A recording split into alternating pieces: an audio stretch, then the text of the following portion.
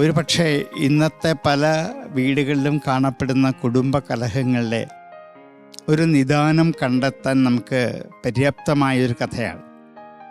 ഇന്ന് പ്രണയത്തെ എങ്ങനെ ജീവിതത്തിൽ ഉദാത്തവൽക്കരിക്കാം എന്ന് ശ്രീകൃഷ്ണ കഥയിലൂടെ, ഇത് രുക്മിണീ സ്വയംവരം കഴിഞ്ഞ് ശ്രീകൃഷ്ണനും രുക്മിണിയും തമ്മിലുള്ള പ്രണയ കലഹത്തെക്കുറിച്ച് ഭാഗവതത്തിൽ ഒരധ്യായത്തിൽ പറയും. എനിക്ക് അർഹിച്ചിത് അധ്യായം എന്ന പേരിലാണ് അധ്യായം തുടങ്ങുന്നതുകൊണ്ട് ആ പേരിലത് പ്രസിദ്ധമാണ്. ആ അധ്യായത്തിലെ കഥാംശത്തെയാണ് ഇവിടെ വാസ്തുത രംഗത്ത് അവതരിപ്പിച്ചത്. ശ്രീകൃഷ്ണനും രുക്മിണിയും തമ്മിലുള്ള ഒരു പ്രണയ കലഹം. കാരണം അന്ന് കത്ത് കൊടുത്തയച്ചു.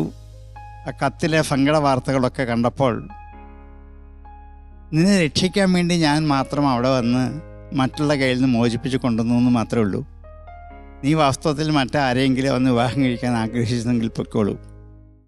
എനിക്കും അത്രയ്ക്കൊക്കെ താല്പര്യമുള്ളൂ, അതുകൊണ്ട് നിനക്ക് ധൈര്യമായിട്ട് തിരിച്ചു പോകാം എന്നൊക്കെ പലവരും കൃഷ്ണൻ പറയുമ്പോൾ രുക്മിണി വാസ്തവത്തിൽ അന്തം വിട്ടു പോകും. കാരണം രുക്മിണിയുടെ ചെറുപ്പത്തിൽ മുതലെയുള്ള സങ്കല്പം ശ്രീകൃഷ്ണ സ്വരൂപമാണ്, മറ്റൊന്നുമല്ല. അതിനെ മാറ്റാൻ ആര് വിചാരിച്ചാലും പറ്റില്ല. അത് ഉത്കൃഷ്ടമാണ്, ഉദാത്തമാണ്, സാത്വികമാണ്. അതിനൊരു മങ്ങലേക്കാൻ ഒരിക്കലും രുക്മിണി ആഗ്രഹിച്ചിരുന്നില്ല. അത് വളരെ മനോഹരമായ രുക്മിണി രംഗത്ത് അവതരിപ്പിക്കും. ഭാഗവതത്തിൽ കുറേ ശ്ലോകത്തിൽ പറയുന്ന കാര്യങ്ങളാണ്, നല്ല രസകരമായ കുറേ ശ്ലോകങ്ങളാണ്. അതിനൊരു ആവിഷ്കാരമാണ് കാണിച്ചത്, അല്പസമയം ഉള്ളുവെങ്കിൽ പോലും. അപ്പോൾ ഇത് അപ്പം തന്നെ കൃഷ്ണൻ അതിനെ അപ്രധാനമാക്കി മാറ്റിയിട്ട് ഒരു കളിതമാശാക്കി മാറ്റി വിട്ടു. ഇതൊക്കെയാണ് ദാമ്പത്യ ജീവിതത്തിൻ്റെ സൗഭാഗ്യം എന്ന് മനസ്സിലാക്കാൻ കൃഷ്ണൻ അന്ന് ഉപദേശിക്കുന്നുണ്ട്. ഇന്നത്തെ അനേകം ദമ്പതിമാർ ഇങ്ങനെയുള്ള എത്രയോ കുടുംബകലഹങ്ങൾക്ക് ശേഷം ഒന്നുകിൽ ആത്മഹത്യ അല്ലെങ്കിൽ ഡൈവോഴ്സ്, ആ മട്ടിലേക്ക് തിരിഞ്ഞു പോകുമ്പോൾ ഈ കഥാംശത്തെ ഒന്ന് ഉൾക്കൊണ്ടാൽ ഭാര്യാഭർത്താക്കന്മാർ തമ്മിൽ നടത്തുന്ന സംഭാഷണങ്ങൾ, പരസ്പരമുള്ള കുറ്റാരോപണങ്ങൾ താൽക്കാലികമാണ്, അത് പ്രണയത്തിൻ്റെ ഉദാത്തമായ സ്ഥാപനയാണ് എന്ന് തിരിച്ചറിയാനുള്ള വിവേകം ഈ കൊച്ചു കുട്ടികൾ രണ്ട് കഥാപാത്രങ്ങളുടെ ഈ സഭയ്ക്ക് എന്നല്ല ലോകത്തിന് നൽകിയിരിക്കുന്നു. ഇതാണ് വാസ്തവത്തിൽ ഇന്നത്തെ കുടുംബജീവിതത്തിൽ നമുക്ക് സ്വീകരിക്കാൻ പറ്റുന്ന ഏറ്റവും വലിയ തത്വങ്ങൾ. ഇഷ്ടംപോലെ കുടുംബകലഹങ്ങളുണ്ടാവും.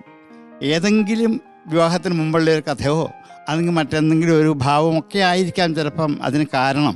പക്ഷെ അതൊക്കെ വിവാഹത്തിന് മുമ്പേ ആരംഭിച്ച പ്രണയം വിവാഹത്തിന് ശേഷവും എങ്ങനെ കൊണ്ടു നടക്കാം എന്ന് മനോഹരമായി ആവിഷ്കരിക്കുന്ന ഒരു കഥാംശമാണ് തിരഞ്ഞെടുത്തത്. ഇത് ലോക ജീവിതത്തിലൊരു പാഠമാകും. നിങ്ങളും വളർന്ന കുട്ടികളാകുമ്പോൾ ഇത് ഇവിടെ കളിച്ച ഒരു കളിയല്ല, ഇത് സത്യമാണ്, നിങ്ങൾക്കും തിരിച്ചറിയാൻ പറ്റണം. അത് ലോകത്തിനൊരു മാതൃകയാകണം.